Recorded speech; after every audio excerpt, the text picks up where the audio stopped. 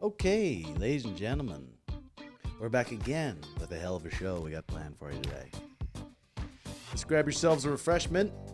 Get that posture cranked to the ceiling.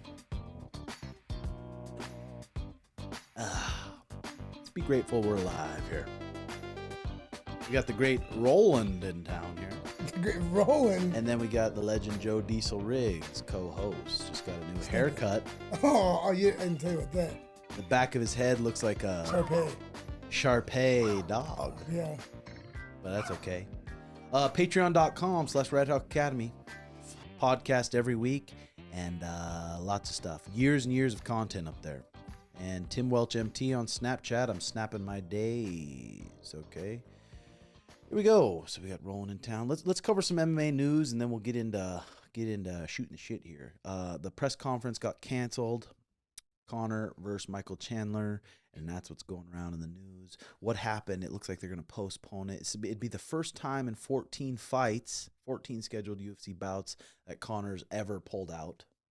So he's pulling out of the fight, not just the it sounded like it. Today we'll know more about it, but it sounded like it. But I think he might have got injured in sparring or something. When you're that rich and your life's that comfortable, back in the day when you need money, you need a win. You went through a whole fight camp. You need to pay your coaches. You need to do all this. You're like, I'm gonna fight.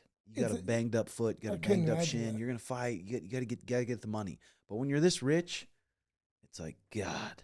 How do you find the drive? Honestly, you try to put yourself in that position. I couldn't do it. Yeah. I had to lay there and continue to fucking do what I was doing. Mm-hmm. And Volkanovski says, I reckon, yeah, 100%. I mean, as long as it's a big fight, you know what I mean? As long as it's a big fight, I wouldn't just take any fight. So I wonder if they're going to try to find a replacement for Conor against Michael Chandler or not. Who knows what happened? You never know. Something with his family could have happened. It should probably come out soon what actually happened here. Nice. All right, we got Roland in town. Sean and I were talking about just doing he's got close to 1 million subscribers on YouTube, and we were thinking on doing a little fun amateur show, nothing serious, and us commentate it and bring a little humor and comedy to it and put it live on YouTube. And we got Roland, the OG of fight promoting here in AZ. What year was the first year you put on a fight here in AZ? It was 1998. Jeez. I was 8 years old. Yeah, it was scary, but yet I was so young that I didn't really feel as scared as I would today. And the first one you ever did you do it at an Indian reservation, or how much money did you have to kind of put into it? What made you do it? Well, it was weird because I had a little small BJJ gym at the time, and MMA was, the UFC was going on at the time, and I came from somewhat of a promoting background in Los Angeles, and a few guys came up to me and said, "Hey, Roland, let's do an MMA show." And I said, "Really?" So you know what I did? I got a boxing ring. I got a welder to put 4 panels around the boxing ring. You just bought the boxing ring on OfferUp or Craigslist? I don't think that was around back then. It wasn't. I don't even remember. So imagine a boxing ring was 4 panels. And to answer the question about money, I probably had $2,000 in my pocket. Back in those days. Huh? You said you're a Cuban immigrant. Well, my father's Italian, but my mom's Cuban. But were you born in Cuba, though? I was born in Cuba, yes. I left when I was 4 years old. So, so getting back to that first one, we did it at Rockin' Rodeo at a country bar in Phoenix, 43rd Avenue and Indian School Road. And there was no commission. Commission was after me, but I really didn't care because I was young, crazy, stupid. Mm-hmm. And the fights were so different back then. My first fight. Try to talk in that mic. The first fight I fought on when I was like 16. It was your first time you were having him at Celebrity Theater. There was 22 fights. It was like on a Wednesday or Thursday. I had school the next day. How old were you? 16. I was 16, and then big fucker, 300 pounds. 300 pounds, yeah. And I came in. I emailed Roland my amateur boxing credentials and and then Roland's like. And a picture of you traps. Oh, he just fucking nipped up, and then he goes, "Come on, just come down." And I went down and talked to him. Then I went down and talked to him like on a Friday. I fought the next Wednesday. And yeah, it was a crazy experience. Yeah, I'm 16 years old. Yeah, one thing I wanted to share with you all about that night, we did that for the first several years before the Boxing Commission pretty much forced us to be regulated. But prior to those years, for 3 years, so the fighters would walk in, right? I probably had 10 beers in me every time. Couple nose blowies or no? No, I was a beer drinker, and there would be, I don't know, 40 guys, and I will go look at you and say, "What do you weigh?" "Okay." "What do you weigh?" "Okay." "You two are fine. What's your name?" When I fought Keith, Keith Jardine. Remember Keith? When I fought Keith Jardine, it just Roland pointed. I think I was 18 or something, maybe 17. But he pointed to me. I was like, and what'd you think of Keith at that time? He's a gnarly looking dude. When Roland said that, I'm like, you fought him, Joe? Yeah. My third fight. Yeah. He was like 240. I was like, and when he said you're fighting this guy, you looked at him and then he was like, I'm like, fuck, because I was a little boy. And then, but you wrestled all 4 years in high school. Yeah, as a heavyweight, so you knew how to wrestle. At that point, I was a 2-time state champion. Yeah, and I had 60 amateur boxing matches, but just I'm still young, and he's a grown man, and it was it was fun. Thank you, Haley. I wanted Roland, do you want a coffee or anything? Do you want a cold or hot coffee? Yeah, I'll take a cold coffee. Thank you. Do you want a latte? Whatever you have. I mean, we'll do one vanilla latte, cold with some cold foam. Thank Haley. you. Thank you so much. I'll tell you. I'll tell you my first experience with Joe. Yeah, and no.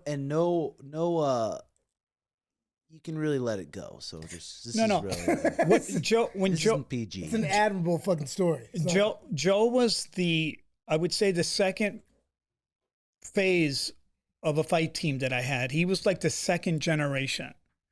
The first generation was more of the Santinos, the Edwins, Kauai. I came like a week after Santino came. Oh, did you? Okay. Yeah. I was with that. Talk about the coffee just real quick. This coffee tastes fucking great, actually. God. It does. So when Joe walked in, my first impressions of him was, oh my God, I got a crazy one here. Yeah. Joe was just a big little fucking meatball. Well, he was a little bit. Unbeknownst to me, I had no idea it was fat. I swear to God.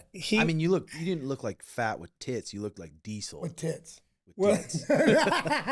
Yeah. Well, Joe was. He looked uncoachable. He was very rough on the edges, chewing on his tongue and shit. What I mean by uncoachable, he was mean. He was tough, but he had a gentle side to him too. See, what a lot of people don't realize that when I was promoting, I was very young. I had no blueprint. I wasn't making no money off the gym. Everybody was practically free. And I'm trying to teach regular classes. And then I was trying to promote. And then when these guys started to get in the money game, is when everything changed, where I was wearing too many hats. And I didn't know how to manage it. You know, it was. And did you have a woman at this time? Yes, I was living with a woman, but she was no help. And I had John Petrelli that helped me out to a certain extent, but I was cast aside out of those guys. I was rolling. Well, when Joe came in, treated like fucking dirt. When Joe came in, I was favoring Edwin DeWeese more than any of the fighters, but I always knew that Joe was the one that can go farther than all of them. It's just that he came later on. So you guys were doing training at Roland's gym? Yeah, yeah. So Roland would we would train, and I didn't have any money for training, so Roland let me train for free, and then fight. And you're 17, 18 years old at this time? Yeah, because I fought. It was September. And again, none of these fights on my record, of course, but it was like a week before I turned 17, my first fight. Yeah, so. To be really honest with you, I was in the early stages of everything, just like they were. Just figuring it out. Trying to figure it out. And it was very difficult for me because I really didn't know what I was doing. Yeah, and you don't got any money coming in. And yeah, and the promoting. He was a stripper, weren't you, at the time? And you did Tad stripping, huh? When I was younger, yeah. No, not when I met you. A lot of puss. A lot of puss. Yeah, Really? yeah, I have. I mean, I still do. Really? I mean, I'm 61, but I look 45. yeah. I mean, you're looking stout. Yeah. I'm trying to make you laugh. But the thing that I always regretted about Joe, and I've never really told him, I'll never forget when Joe went to ACS, and he had the right to leave because I was not there for him. Yeah. I never really told him, but I was a beat down dog. When Ed went in and everybody left, I was beat down. I was hurt. Well, I mean, you give all these time to these guys, and when you give away a free membership and you're giving them the time and you're trying to build this relationship, you're giving them all the techniques, and then just out of nowhere they're leaving. Right. It's like, fuck, can't get that stuff back. I just donated a lot of time to you. Gave you everything you had. And the thing is that, when they started to make money at Rumble and The Rock is when it kind of changed, not just with them, but in other words, how would I say this? The shows is what paid the bills. And it was always like this, up and down. And when they started to make money, they would fight Rage in the Cage, and I would give them $100.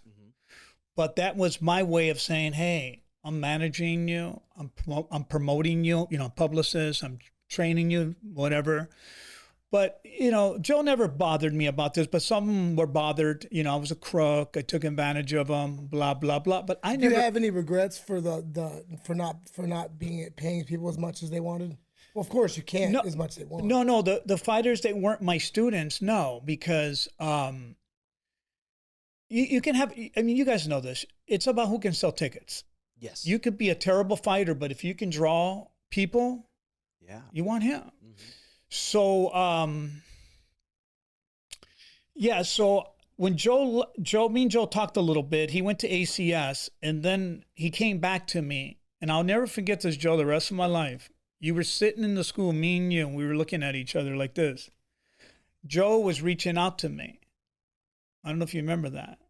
No. He left ACS, came back to me, and he was basically looking for me to help him at some level.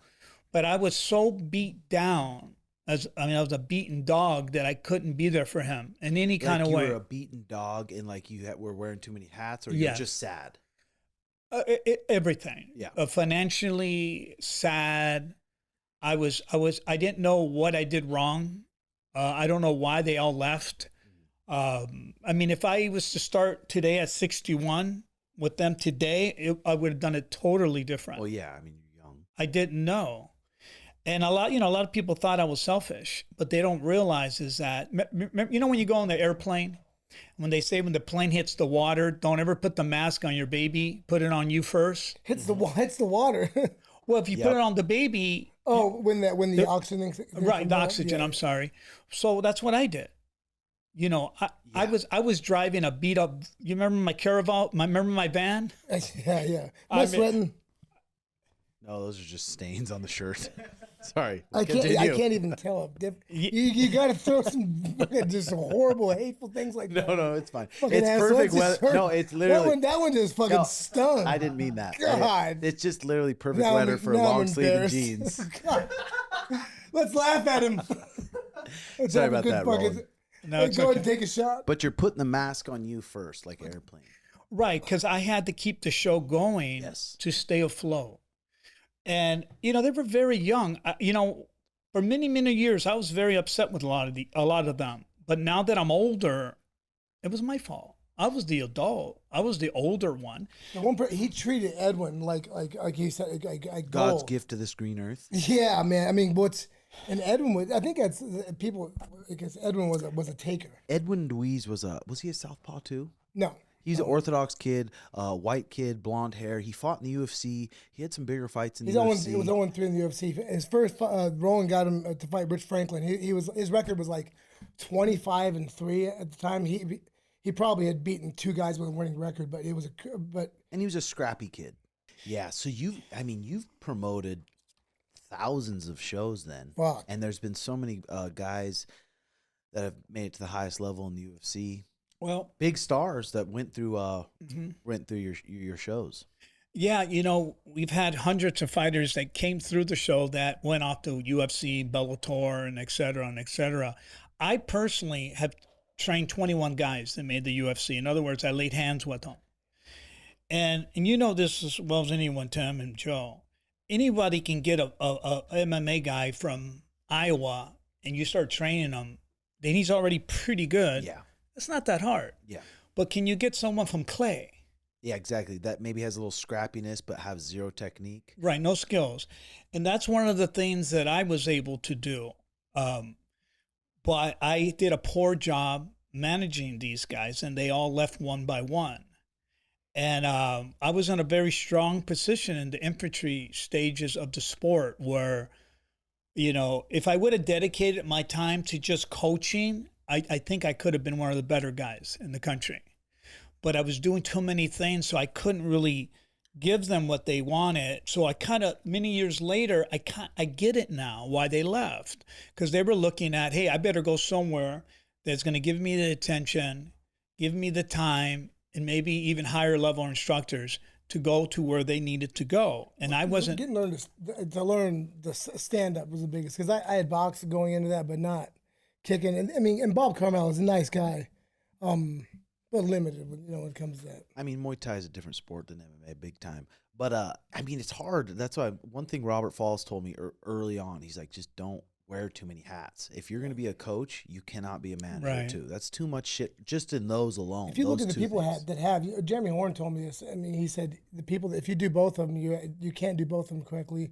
When you do both of them, one's going to suffer, and it's usually you're fighting, you know, and it's 100%. You know, can you give 100% of your time, I mean, the time that you're able to do, I mean, if you need to spread that out between fighting and whatnot, it's fucking hard. Yeah, and you're promoting, you're trying to be a coach, and now you're trying to manage these guys too. It's like just too much shit.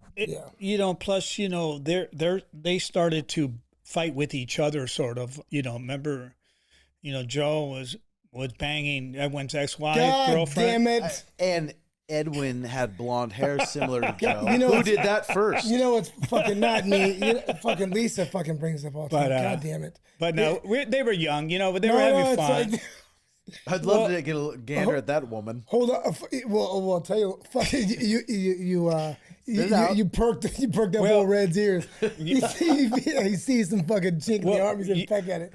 She had the longest tits I've ever seen in my life. It's a 34 fucking Fs. Orangutan. 34 nips. longs. They were just. What was her name? Olivia.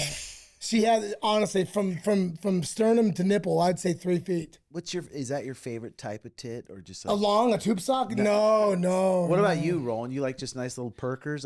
Little perkers. I'm an ass guy. I like nipples. I like to bang them and kick them out the window in the mornings, and just not deal with it. I don't want to deal with them. I'm trying to make you guys laugh. When I was younger, I had a good time. I had a blast. He had a fetish for the colored women. Bigger women? No, black women. He liked it. Yeah. Really? No. That's pretty cool. Yeah, I mean, some people can't get enough. I mean, Damn it. I'd love to try it. Oh my god. Oh god. Yeah. I got to tell you guys a story. We were doing a show once. I'm not Don't shitting act you. like you haven't done that, Tim. Fucking, I gotta try A black that. woman? Yeah. I haven't. I've seen you. Well, let me think. Who's Dingling? That wasn't me. I was ashamed of mine earlier. Joe Riggs got a haircut. We'll put that on the screen. Oh, you fucking did. You fucking cocksucker. He doesn't look too bad. You know what? He's had that haircut before. When he lost, he challenged me to a Riggs versus a Welch bet. And he said a Welch will always cower to a Riggs. And he bet me in a pool game for a cul-de-sac haircut. And he was up. And then I just drained a couple in a row, and he pretended to faint, and he called the producers like, no, I can't lose my blonde hair. That's my thing. Because I thought it was a frivolous bet. I'm like, there's no way they're gonna let me lose it. All of a sudden, I'm on the ground. I got neon belly, and I got his back of his neck. Had my buzzer. I'm like, he you makes made me do this. I'm like, oh, he Mr. Burns me right in front of everyone. I'm like, oh god. And then the next day, we were supposed to have this badass scene for the show where like Joe's warming up in the back, blah blah blah blah, and he's got his beanie on, and it's like pretty pretty cool. And I knock his beanie off. Fuck Tim, and he's actually pissed at me. Dude, I'd be crying on this show. I'd be like something would happen. I'd think of like it's Tim. I wanted to ask you about this. Talk about the Fight Master Bellator TV show that Joe won. I want to share a story with you guys. We went to Rumble in the Rock once. Homer Moore called me 2 days Remember before Homer the fight. Who's Homer Moore? He's a fighter? Yeah, he beat me when I was younger. MMA guy? Yeah. So Homer is a really muscular black guy. I mean, he looks like a silverback. He got HIV. And he Were fought, you scared when you saw the Yeah. Just Yeah, black and huge and jacked? I remember, I don't know if you were there, Ron, when I fought him the first time. I was bouncing around, and I'm like, he was 32 years old. I'm like, he's washed up. He's an old man. I was like, but yeah, I was fucking. And he ended up getting. Dude, it was No, what did he get? HIV. Yeah. does he really have that? Yeah, you were the first one to tell me that. Don't be before. spreading rumors. No. Oh God. So now, no. Yeah. So I got to tell you the story. It's going beeline out of this conversation. This story was hilarious. So we go Rumble in the Rock. They have no commission back then. PJ Penn and his brothers and everyone were running the show. So I said, Homer, he fought Chad Sonnen. Chael, he actually beat Chael Sonnen. They came Chad Sonnen, huh? Yeah, he beat Chad. Dude, after the fight, and Roland was in the hotel room. He won. I mean, it was a boring fight, but he won. After the fight, they went in his room. They go, "We're taking the win from you. We're giving it to Chael," and gave it to him, and that's why it went on Chael's record. It was actually we were at a nightclub when it happened. But let me tell you what I did with Joe. It's really funny. I say, not Joe. I go, Homer, tonight you're no longer The Rock. Today you're called King Kong. So look what I did. I went to the supermarket, bought a bunch of bananas. Oh, I kid you not. I go, Homer. And then I came up to Hawaiian guy and I say, how do you say King Kong in Hawaiian? I can't remember, whatever. So when he came in with the bananas, he was all jacked up. Right? He walked in with them. Yeah. Well, no, the walk out to the fight. In the ring, both. And he was throwing them to the crowd. And the crowd, they said, Homer, the crowd went berserk. And it worked. Drug addict. But he did win that fight, and they overturned it because they said they watched the video, and I was like, it was fucked up, yeah. Dude, you know that's that same show. That same show. What's that? Turpentine? Shake it off. Excuse me. But on that show, Roland, I asked. I think I was 18. I fought Cabbage on that show. Oh yeah, I went remember out there, that. and it was the first time because I fought in a singlet, and I covered my tits. I was probably in a singlet. Yeah, but that was my first fight. I had my hair dyed red. Because you were praying they didn't make you take your shirt I off. was wearing red bad boy tights with a cut off rash guard. And I go in there. Is there a picture of that anywhere? Yeah, yeah. And then they stop me and they go take your shirt off. And I was like, no, God, please. Took it off. My fucking tits were swinging. It was just and I had my belt on from Rage in the Cage. Walked out with my belt. And the singlet. No. This was in Hawaii. I wore Rage in the Cage. That's horrible. I was so ashamed. But that's like that. What year around is that? Like 2006. Fuck, what year was that? No, way. That was probably 2006. That was maybe 05, maybe 04. No, I was before. I was already in the UFC by then. This is a 2002, 2003. Oh, okay. Yeah, you know, we went. You can look up. You can go on Tapology and see when that fight was. We went into the third round. Joe was winning the fight, and I told Joe, "Hey, this last round, keep your distance." He slapped me so fucking hard. I was actually fucking wobbled. Ear. Well, I think I could be wrong, but I think it was you, Joe, or maybe it was Homer. I'm not going back out. I'm not going back out. Pop! I used to slap people back then. Wake up, bitch. Let's go. He didn't there said I'm not going back out. Yeah, so that's no, I've never. Maybe it wasn't I'm not Joe. doing it. No, it was Homer. But you said it was before the fight with me. He was like standing up, leaning over, and I'm scared. I'm like, oh God, what am I doing here? And then Roland's like, I'm like, well. And then he's like, how do you feel now? I'm like, I'm ready to go. Just drunk or shit, Roland. Roland was drunk as fuck. Oh, every show was drunk. And then, every man. show. And then we after the fight, we went to like an after party so I can get paid. I had to sit outside the whole night because I wasn't old enough to get in. Damn. Sat there and fucking. There was another time that we went to Hawaii and they wouldn't let you guys in the bar. Every time I went to Hawaii, they wouldn't let me in. White fellas? They say he's Holly. Oh, yeah. And me, they let me in because I guess there's Portuguese people there, or Puerto Ricans, I don't know. So I said, no, they just fought in the Rumble. They're okay. So I don't know if you went that one. It was Rich Yeah, Moss. I never. But I've only fought in Hawaii over 21 twice. And okay. So with these shows and stuff, because you've done so many shows, do you just like go to a venue and just try to negotiate what the split's gonna be, or like, Well, how do you roll in there and propose them that you want to do a roll in show? there and start slapping people. Even that one place down there in Glendale, Club the last Stratus, show, yeah. like Club Stratus. how do you even talk to them? Every venue is different. I would say 99% of the time you will not get a split from the bar.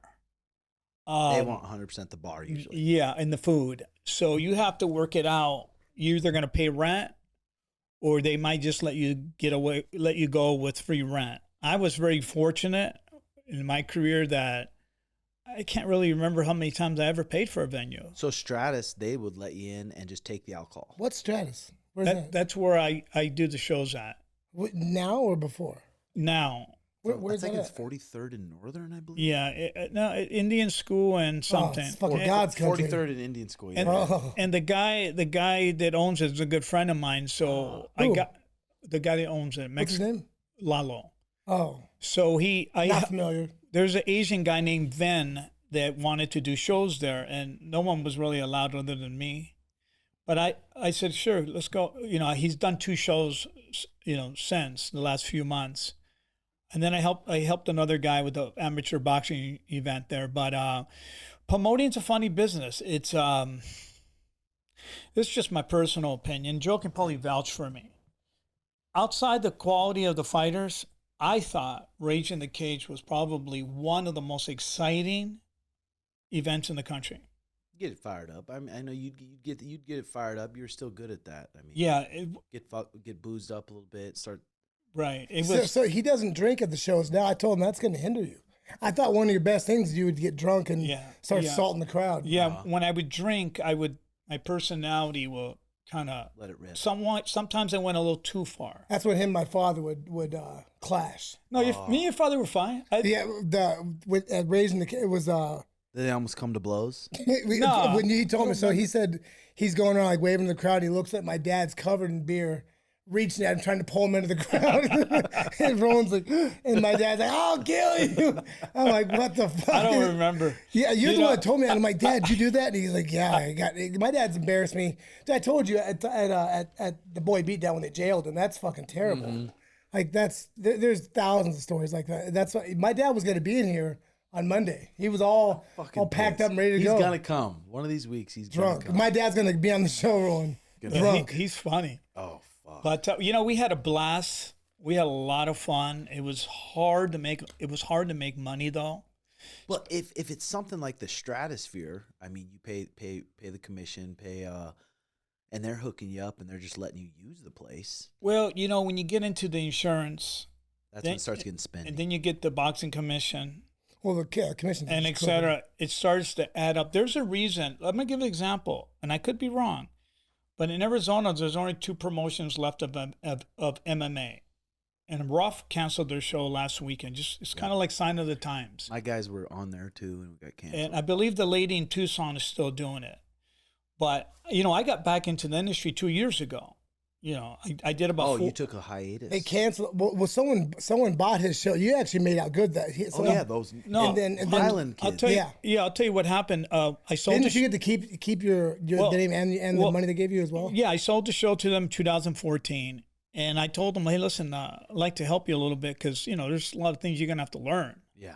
It's not what you think. And they did a great job. And they couldn't pay me the rest. So I took it back. 2 young guys that started to do shows all over the state. They were going too big, too fast. The very first show they did, they smashed it. Mm-hmm. I looked at their numbers because I knew the people from Celebrity. It was packed. And then you do that show, and you're like, oh boy. That's what happened. And then they started to overextend themselves. And they started tying like their names and with the show. They're like thinking they're the big deal around town, strutting. Throwing a show in Montana is the best. Yeah, why? You don't have a commission, man. Like I was talking to you about. So you didn't even use the Wyoming commission? No. Yeah. Why would you do that? Why would you pay these guys when you don't have to? Why would you? Well, it's fuck. You don't have to. I guess like Terrell, the guy that has the commission is for the fighters, right? No, I mean, there's things that the commission does that protect the fighters. Yeah, but there's protection for the fighters and the show as well. But it's definitely more so for the fighters. But yeah, there's nothing like, so you send the results to Tapology. There's nothing besides maybe because they do orchestrate and organize some things, but there's no pros to it, honestly. Yeah. I want to share with you guys what happened to me last July. You heard about my show being canceled, right? Yep, I remember it. I'm going to share with you on what happened. Because this is like we're showing up to the arena, right? And that puppet gets canceled. I'll tell you what happened was lock the doors and hide. Roland was out back. He was taking his back. I saw him scurrying out the back. You shut the fuck up. No, someone did. I got tell me what you heard. Roland, you got to rebut this. No. Come on, don't do that. I didn't even see he dangled something out in the track. Scurrying out the back. No, I tell you what happened.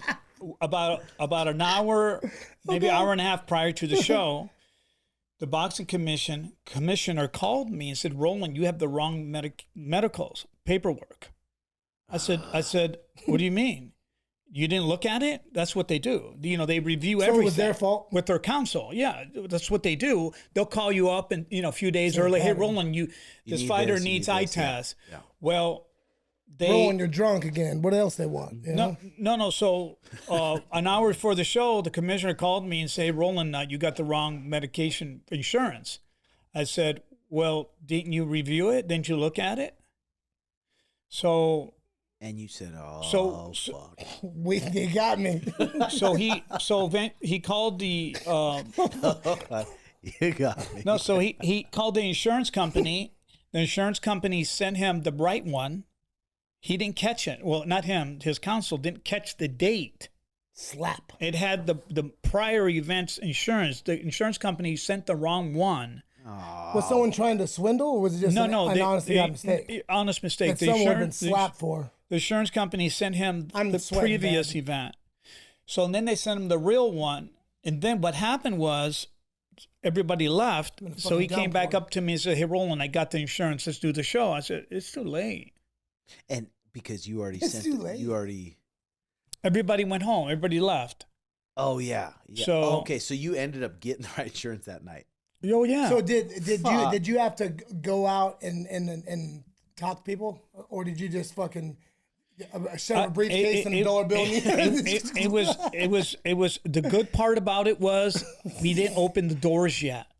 No, but I remember, but there was lines out, and we showed up in the car because. See, Roland, what I would have done, I would have delegated that to somebody else and fucking. Well, that would have been so uncomfortable. I tell you what I did. I left the arena. I drove around like a weirdo for about a half an hour. I was waking out in the car. Were you slapping yourself? No. I would die to get a camera on that. No. I was real. Jack in the Box. I was real quiet, and then I came back to the arena. And I have to admit, I've never ever experienced what I experienced that night. It was. I can't explain it.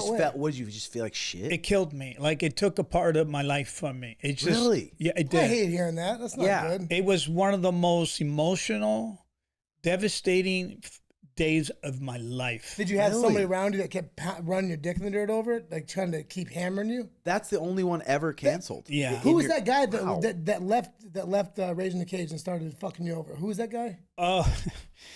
Yeah. Well, after that event, my matchmaker.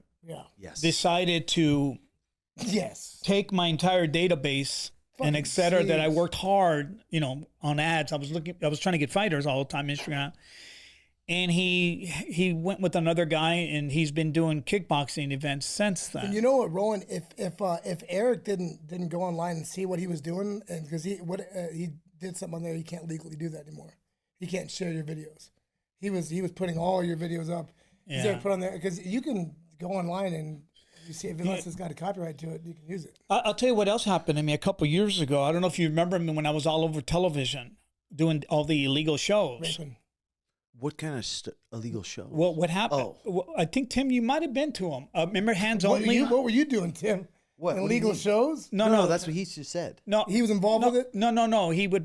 Coaches would bring fighters to the event. It was Hands Only. Basically what it was, think of kickboxing, right? With no kicking. Has life been that So that drawn would be out? You can't that remember would be really? a boxing match, I think they would call those. No, you can do spinning backhands. You can do Superman punches. Now you're barefooted, and you're in a cage.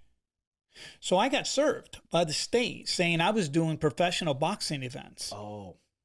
So I had to fight and defend myself. How much does it cost you? Just the defense in the courts. Not that much, a few thousand, but you know they didn't get a good attorney. Yeah, So I mean, who came after you to sue you? No one sued me. They gave me a ticket. Oh. And how much was the ticket? Like $900 something. They were saying that I was doing a professional boxing event. I was like, no, this is hands only. You know, like kickboxing, no kicking, no knees. They're in a cage. They're barefooted. It's not boxing. Superman punches, backhands. Yeah, there's several rules that get that. So anyways, so I got a ticket from it. Did you win when you were defending yourself or no? No, well, that's No? a pretty Roland. I don't know if I won, but How could they have won in court? They're saying it's professional boxing. There's pretty good things that's saying that you lost. Your attorney must have been drunk. That's terrible. it was a win-win for me. But the problem is that Did you have to pay that money? you got to spend a lot of money. So make a long story short, I got with the commission. We worked it all out. They reinstated me, and that's when I got back into promoting 2 years ago. And I'll tell you what, the Rage in the Cage MMA show was picking a little bit of traction, man. I started to. I remember. We were lacking fighters. Our fight card was weak. 5, 6 fights, 7 fights. But one time, we had 13 fights and we smashed it. And the show I was getting momentum. And I wanted to focus more on MMA than Muay Thai because, I felt that that's the one they had no ceiling. And I felt that I was probably not even a year away that I was going to take it back to casinos because they were calling me. And then when the show got canceled, my matchmaker did what he did to me. I said, I'm done, man. I haven't promoted since July until Joe called me. I think some friend of his that looked like Igor was. Has your happiness levels been higher? Yes. I got to be honest with you guys. I bought me a little business, a transportation business. I started off as actually an Uber black driver. And then I just started buying. Is that a higher up kind of Uber? Yeah, it's black. You're basically a chauffeur. Yeah. And you got to have a certain kind of car. Like I have a Yukon SUV.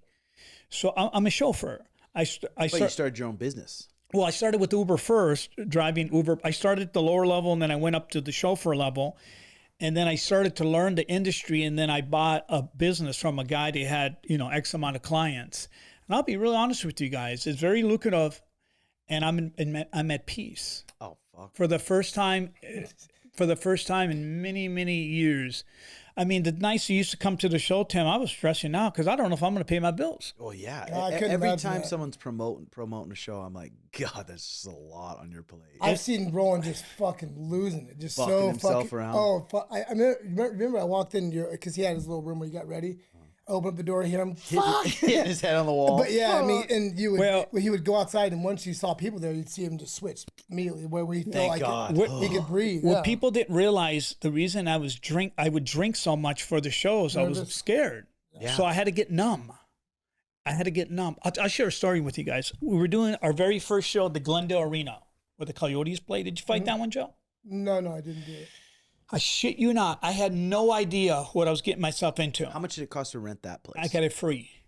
Yeah, I was supposed to. And You the got it UFC didn't free. let me, yeah. I did 6 shows there, and I'll be honest with you guys. I was downstairs. I told everyone, do not tell me anything about the attendance. I was drinking. I walked out, and I went, it was like 10,000 people. Like the whole bowl was full. Damn. I couldn't believe it.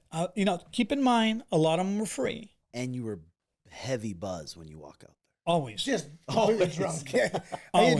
He never was just like, he was always drunk. I was always drunk. That's the same night I slapped Rico Rodriguez. Oh, did you slap him? Yeah. I don't remember.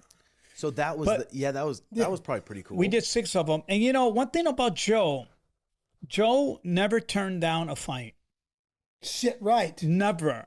It didn't matter if it was that second. Yeah. Yeah, so Tugboat was 6'3", 340. big heavy set guy. Huge tits. Big old tits. Yeah, remember I said in high school. And he has skid marks all the time in his underwears. He was very dirty. Shit stains. Yeah, he has shit stains. Remember what I told you in high school? If anybody wrestled, you would run a half on somebody, their single comes out. Yep. I wrestled this kid Corey in high school, and his titty was really big, and I ran the half, and this was the one that he had a big areola. Goes in my, I didn't go in my mouth, but my lips were on it. Yeah. I'll never forget. Homer had white shorts once, and he had a big skid mark, and I don't know if you remember he had that. a big old root. And I was on the mic, and I said, "Everybody, look at his ass." Oh, and because you're drunk, thinking it's funny. It was funny. He had a big skid mark on his ass. You remember that? Yeah, I Oh, do. God. I've repped a fight when somebody's taking a shit and kicked. That happened once. Yeah, for sure. No. I've had it happen where it was a Can kickboxing fight, and just a little turd fell. I just kicked it out. Ugh. I reacted. Yeah, it wasn't real bad. It wasn't if it's. We did a mess. Rage in the Cage at Rock and Rodeo. I swear to God, when I tell you this, the guy was wearing basketball shorts, and a fucking turd came out of his ass. I swear to God. I remember seen that. it. And I picked it up, and I said, "Look, shit, he just You got picked the, it up? No, you with did not. toilet paper." Did Yeah. you? Oh, I said, "Give me toilet paper." And you had the mic? Yeah. I said, he just got the shit Turd one. kicked out of him. He would make fun of that guy Tugboat Corey. Oh my! He would I bet be like- that kid sitting backstage just tired, Remember looking Chris- at Roland holding his turd Remember up. Krispy Kreme? Remember they won the belt for Krispy Kreme? Yeah, he would hammer on this kid Corey. He would just take a thrashing. Like he was fighting the Homer guy. You could hear his head because this was close fists and elbows. You could hear him bouncing off the mat. And he's backstage and Roland said, "You fat bastard!" And just hammer. He would make fun of him. What would you call? He would say it was because he worked at an ice cream parlor in his part time.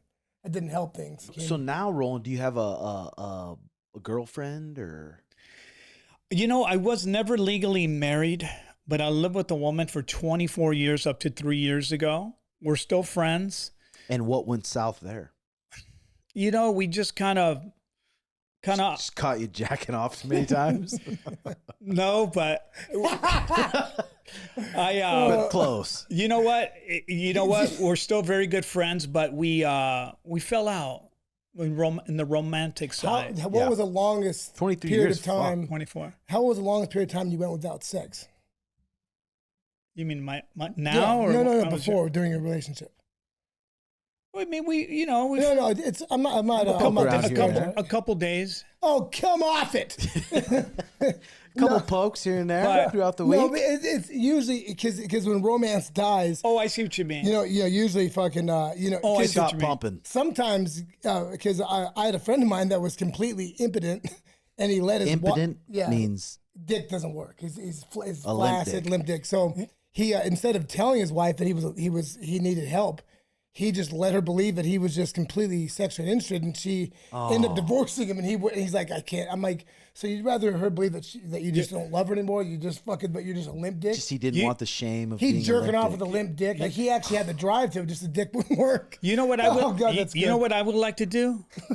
Seriously, just for fun, like Jake Paul does. I want to fight Dana White, either boxing or MMA. I'll do whatever he wants. But what's in it for Dana? Nothing. It's all for me.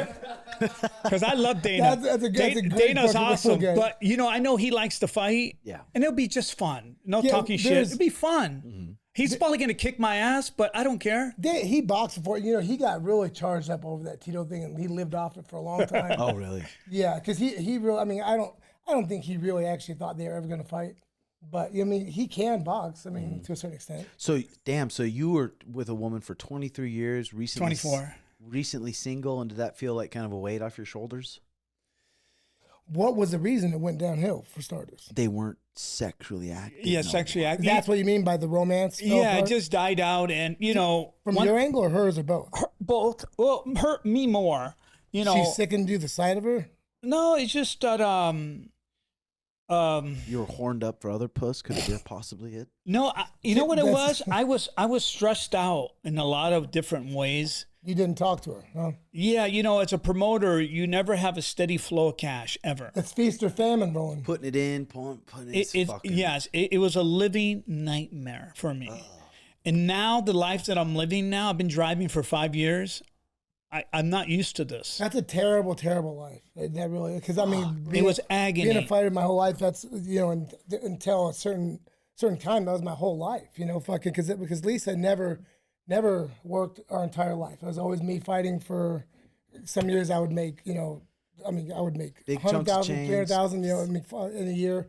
I mean, Then you get injured, and then you get surgery, and then you get offered a fight because your bills are running low. yeah, for sure. I mean, remember that fight in Canada when I took when they're like, you have no money left. It was a year while I was on bed rest. I got injured, and Lisa was on bed rest with my son, and I have a family friend that helps me with my finances and tells me that I have 1 month where I have zero money, 1 month worth of paying bills.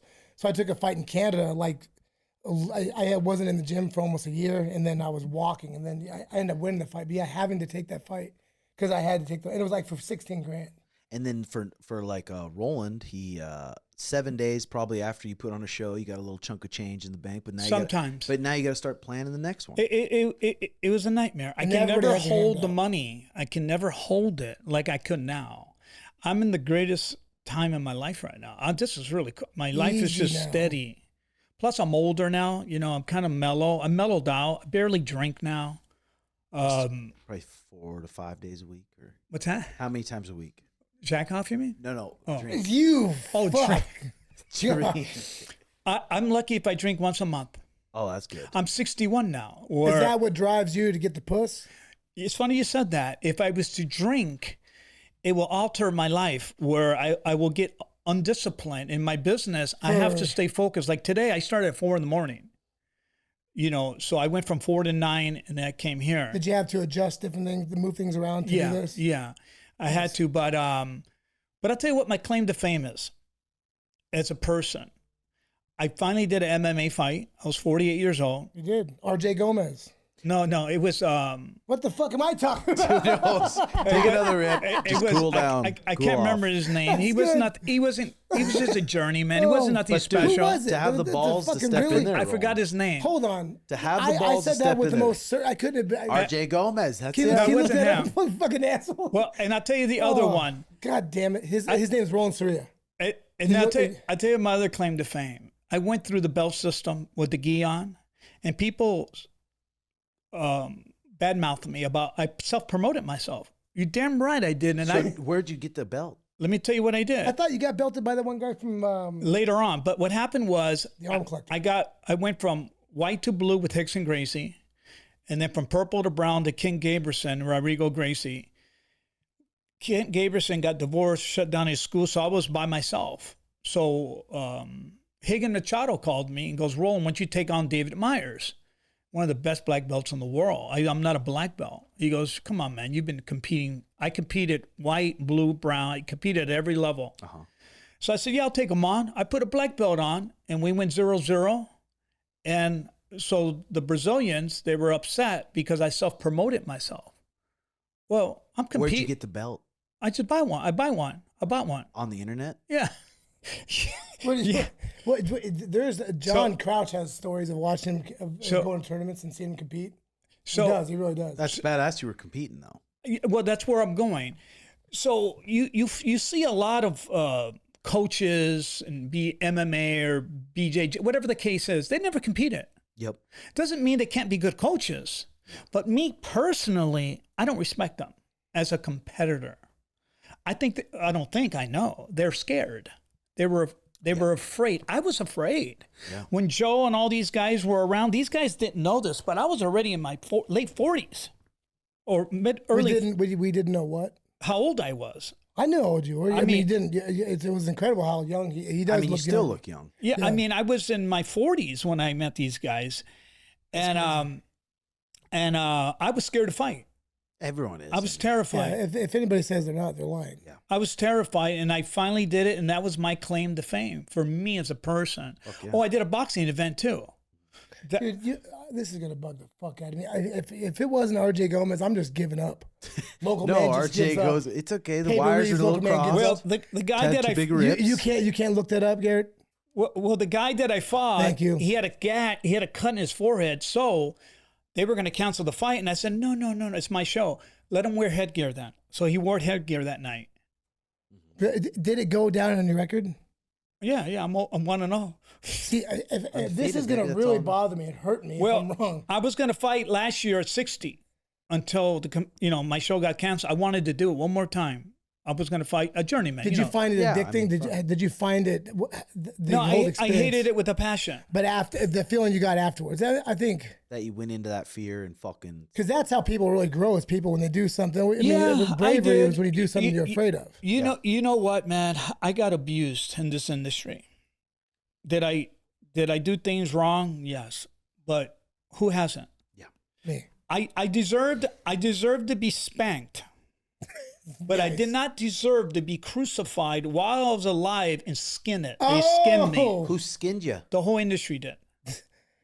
From the ex-fighters to the coaches, They just put you down and hogged you, didn't they they? just ripped me apart. Like Just on the internet? just in every way. I was always a bad guy. Yeah. He feels he doesn't get the credit he deserves in terms of bringing, which I do give him. I 100% agree with him because people think. I mean, because he started MMA here in Phoenix. Yeah. 100%. Because saying that Roland Sarria never was here, you wouldn't be here. I wouldn't be 100%. I mean, the people that would not be here if it wasn't for him, honestly, God, would be crazy. Just all the big stars. Yeah, all just of it. obviously, if you do one thing different in history, it'll be different. But just very, honestly, I would never have fought. Gave a chance to a lot of fighters. Yeah, Oh, I was doing grappling tournaments for years, Desert Quest, when nobody was doing them, barely. And I brought Muay Thai here. Well, I didn't bring it, but Make any cheddar doing Desert Quest? no. I grappled Mark Lehman on that show. Remember Mark Lehman? Remember him? Yes. You know, the thing about the Brazilians, they conspired. They did everything they can to discredit me. Were you saying conspired? Is that what you're saying? Yeah, they tried to destroy me, and they did. They destroyed me and my credibility as a competitor. But you know what I tell those Brazilian monkeys? You didn't compete like I did. I took on Margarita Pontes, the greatest BJJ guy in history, the absolute champion. He barely beat me with almost 10 minutes to go. And I'm 43 years old, and he's all drugged up. Like steroids, you mean? Everything. And I partied like a rock star the night before. I never trained. He became a black belt like a week later and just annihilated everybody. So so with the hotels and casinos, they pay you a flat fee and you go in there. And Some put of it on? them did, yes. I got a fee. Wild Horse did, didn't they? Didn't you get it from Wild They didn't Horse? give me a fee. The Desert Diamond did. No, the one in You don't Tucson. give a fuck about the attendance and then, right? Yeah, it's on them. Yeah. But they had some deep pockets. I was really lucky to have a guy named John Petrelli Yeah. that was my confidant. He died. He was a good dude. To thick and thin, that guy was loyal to me from the beginning till the end. And he's the only one that I can honestly say they stuck with me from the beginning to the end. John Petrelli. Yeah. And now you're onto the show for business, and that's going pretty smooth. You're learning the biz. Yeah, I like it a lot. I'm not counting out promoting yet because I'm not trying to toot my horn. Toot it. But Don't. Toot This away. isn't a time not to. This is the time to toot. I'll share this with you. Please. This is just my personal feelings. I've done more MMA shows than anyone in history. Ooh. I've done over 1,000. With the commission, without the commission. I've done more Muay Thai kickboxing shows than anyone in history. Okay, not history. I take that back. In Arizona. I did professional boxing events. So what I'm getting at is this. I personally think I'm one of the best promoters in the world. What hurts me, I don't have the finances, the structure behind me. But as far as raw creativity and excitement and etc., the vision, I believe with some help, some branches to the tree, we all come together.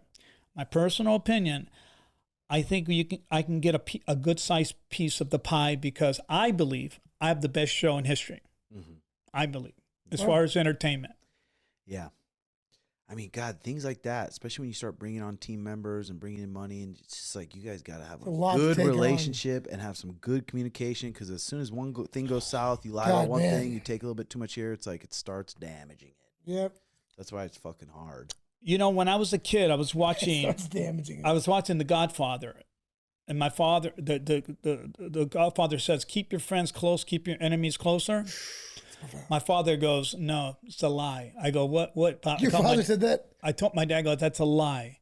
I go, what do you mean? He goes, study history. You keep your competitors close, but you keep your motherfucking confidant even closer. Because the guy next to you, the guy next to you, that's your bro. It's the guy you got to watch. And it happened to me 3 times already. God, see, it's like, yeah, I feel like at my stage, I'm so, what do you call? Stoned? No, not stoned, but you just look at the best in people, and I'm just really, really trustworthy to people. You all right now? Yeah. More so than you've ever been, you think? I mean, I'm pretty good about it. I'm pretty good about it. Compared to just automatically think this guy could be a snake. It's like, if I just treat him good. And to be a constant pessimist like that is fucking this bad. Like always worried about thinking everybody's fucking me over. This guy's a snake, yeah. I mean, yeah, because I find myself doing that because I've been fucked over so many times. I mean, it just happens in the sport. Yeah. Yeah.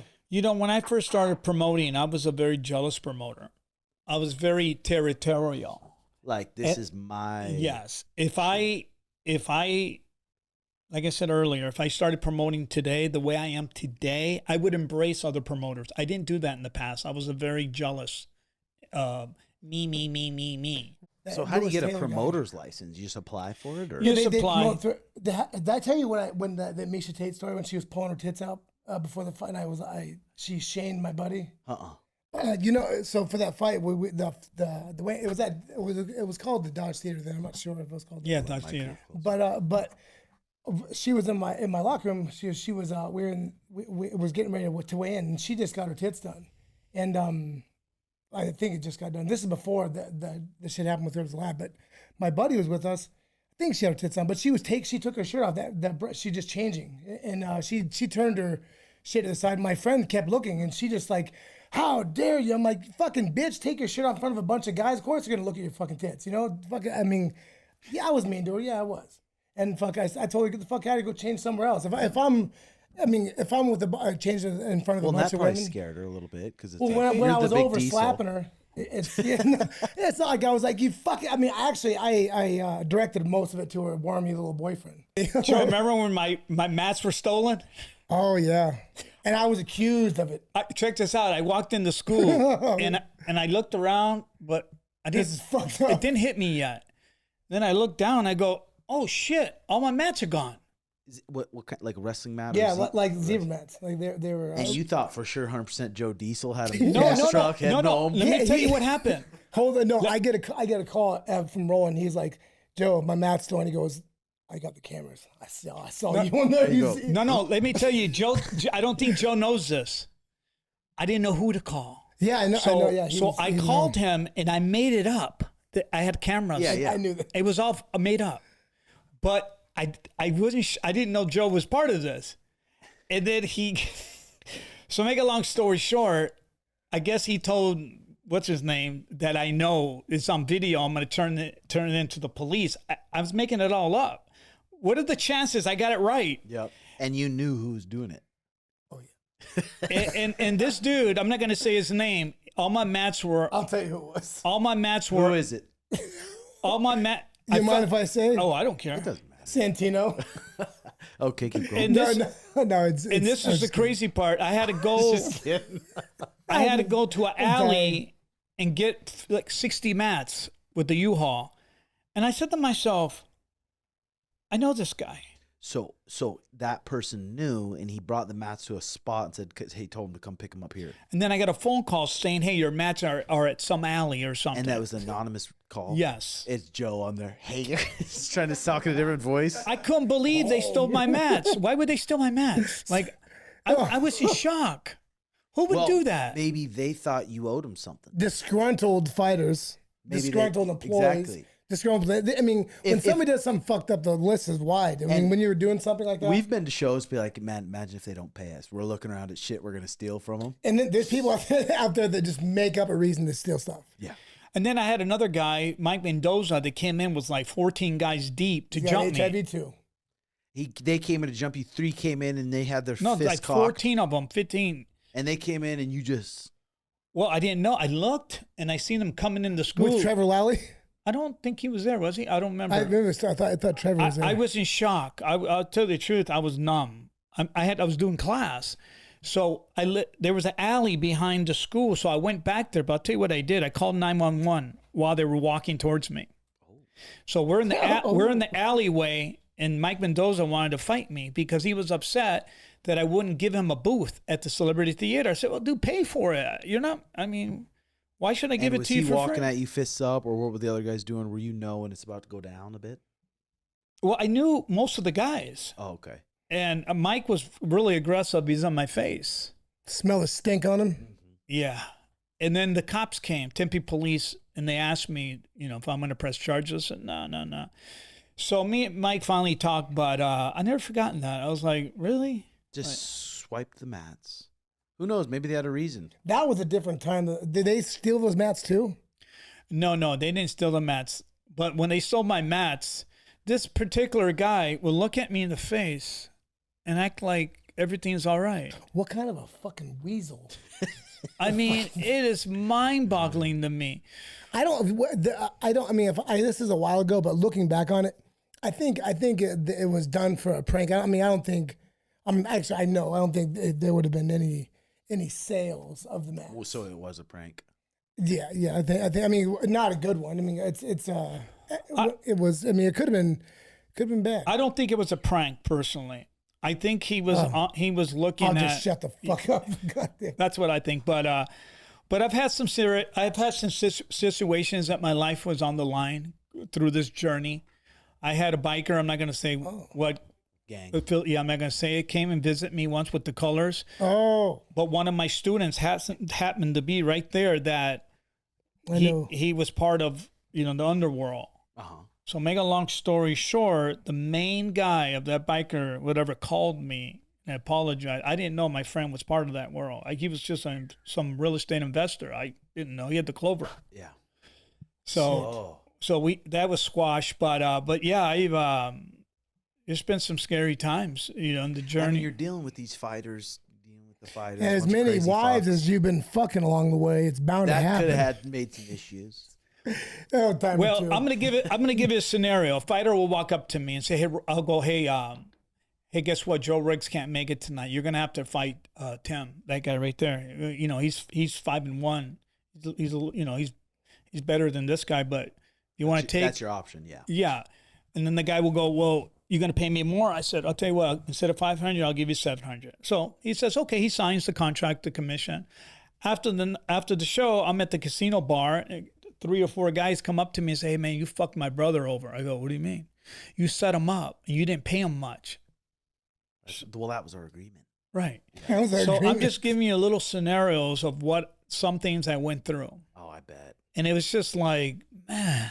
And you got the stress of people pulling out. Then the thing happened, the fight happens, and then you've lost some money. Now you're getting drunk, and then those guys are coming up. Did Gloria No. Gloria was his confidant, his female confidant for years. She hated it. So she was your wing woman? She wasn't the best in terms of supporting me in the industry. I was pretty much alone other than John Petrelli. I never saw her pipe up. Never saw her have, actually not she was very quiet. Yeah, what hurt me is that John Petrelli was an engineer, so he had limited time. I needed a manager. I needed someone to coach me, someone to handle certain things. And every time I brought a guy in to do that, they would steal from me and become my competitor. I never failed or shrunk by my competitors. It was always within. So within, they'd start doing some shady stuff, and they became my competitors. And story as old as time. Yep. And that's what hurt me in business. It wasn't the competitor. The other shows, they were cool. It was the guys that I brought in that I had to trust. You got to trust people. Well, I wonder, because your mindset back then was so me. I want my promotion to be the best. If even you did bring on those people and be like, hey, let's do this for some years, and I'll teach you how to do it, and then I'll help you do your own somewhere else. And it's funny. We talked about stuff like that, but I always told them, don't do it don't do it in my yard. Yeah. This is my area. Go to Tucson or. Ron, what's the most you ever made in the show? Clear as day. Well, his body. You never put a ton of money. Probably into 52,000. in one show you walked away with it, and maybe it was one of those arena shows. Yeah, that's what it was. And on a consistent basis at the rate, because you'd have how many, like 2 shows a month, right? one a month. And you consistently would make 5,000, 8,000. It was just 3,000, 1,000, lose 1,000. It was a dogfight. It was. I'll be honest with you guys. It was a living nightmare for me. So when you made your heavy checks, maybe the week after, and that money hit the bank, did you treat yourself to anything? Couple rub and tugs, maybe a chain? Yeah, but I party quite a bit. I bet you had a hell of a time. I did. I party like a rock star. Did you ever stare yourself in the mirror after you just fucking got done finishing off an old bull dyke? Look at yourself like, what the fuck? What have I done? Life's just beating me down. We've all had those. Yeah, I remember those nights. You know, you wake up with massive hangovers and oh man. And you know what's funny is throwing yourself off the balcony. Yeah, I've done that. Yeah, it was. I would say my experience in the combat arena, I would say it hasn't been fun for me. You have some good memories, though? I do. I have a few good memories, but not a whole lot. I would say mostly bad memories. The bad outweigh the good, huh? I had a guy say this to me a couple months ago. Man, Roland, man, I thought you were going to be like Dana White, man. I thought you were going to be huge. What happened? You should have slapped him right where he stood. Well, I looked at him. I said, what do you mean? Look at the run I had.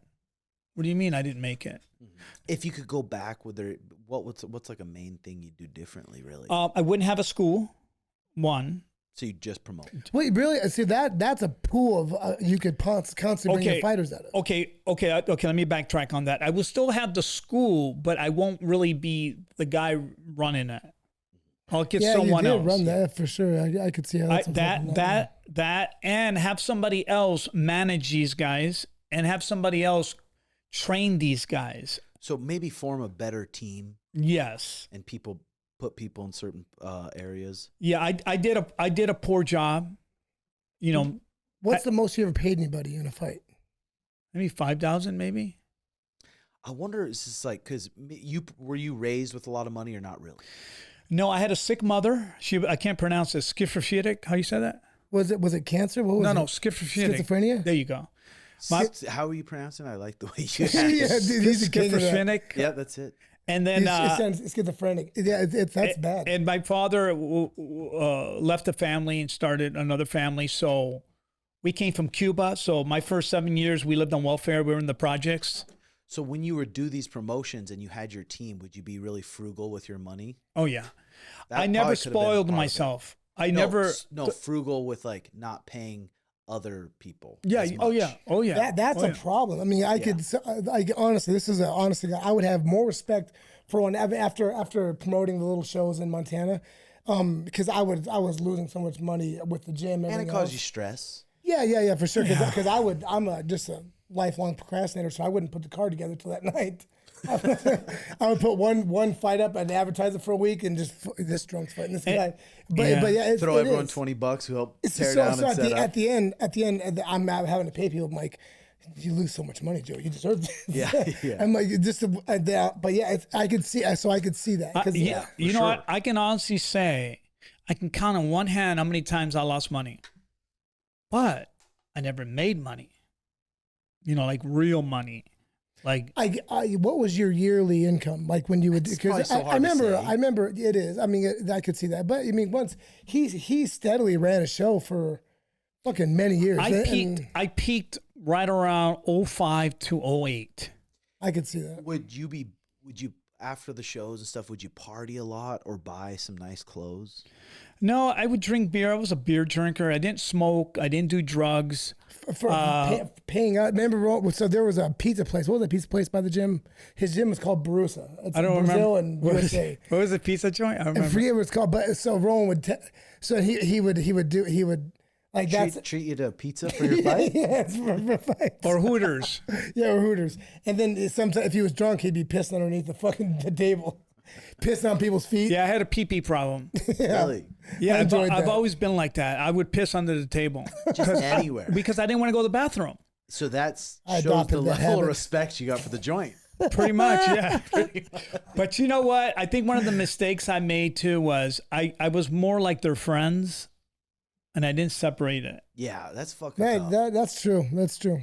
I partied tough. with these guys. You know, I thought we had a great relationship, all of us. I mean, we made some bad mistakes. You know, we talked about each other, and when we get hurt and we get mad at each other, but that's natural. Everybody that pretty much Looking does back that. on it, the memories are good. You know, obviously there's you know things that people wish they can do better. But yeah, it was fun. You know, like again, my first time going to Montana was with Roland when I was I think I was 18 when we went to And I remember that fight. yeah, and we went up there. I remember like, God, Montana's fucking beautiful. And then years later, I meet you, and then go back to The first group that came through, you know, the Driggs, the Santino, the Edwins, we had possibly one of the best teams in America. We were that good.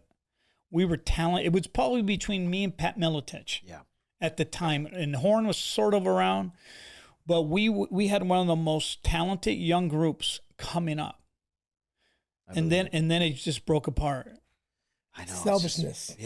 Fuck, it really is. But I feel like we could keep this pod going for hours. It's been fun shooting the shit, but these cameras die, and I got to teach a class. All right, and I continue to sweat. But Roland, thank you for coming on, bro. But I wanted to say one last thing, Tim. I wanted to thank you and Joe, because I'm going to be honest with you two. No one ever interviews me. No one's ever called me to invest in me to promote. So I appreciate Treat it like that. a derelict. Come out and speak your mind. I'm like a dog, but guess what? Your wife wants me. Damn. And we'll leave you with that. I'm trying to make you laugh. You did it. All right, ladies and gentlemen, hit that like and subscribe button. Hope you enjoyed the show.